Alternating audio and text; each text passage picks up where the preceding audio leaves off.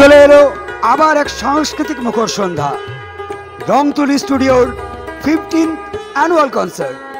মনে রাখবেন, রংতুলি স্টুডিওর 15th অ্যানুয়াল কনসার্ট।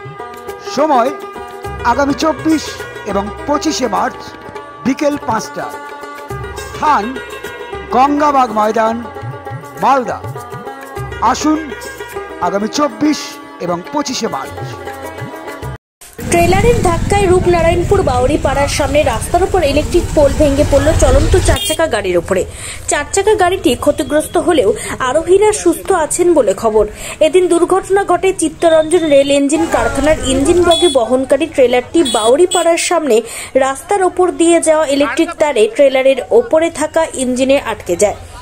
তারে জোরালো টান পড়ায় ইলেকট্রিক খুঁটি পোল ভেঙে পড়ে।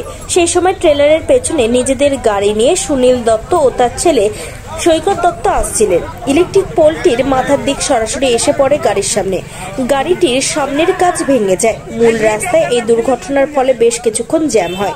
দুদিকে চলাচল থেমে যায়। ঘটনাস্থলে রূপনারায়ণপুর ফাঁড়ির পুলিশ এসে পরিস্থিতি নিয়ন্ত্রণে আনে। আমরা গাড়ির পিছনে পিছনে আসছিলাম, হঠাৎ দেখি কাঠটা টেনে পড়ে আমার পড়লো আর পোলটা পড়ে গেল। আপনাদের চোটঘাট কিছু লাগেনি তো? আপনি আপনার এখানকার বাসিন্দা? আমি আদিশালের বাসিন্দা। এখানে আমার রূপনারায়ণপুরে দোকান আছে, দত্তদারের জুয়েলার্স।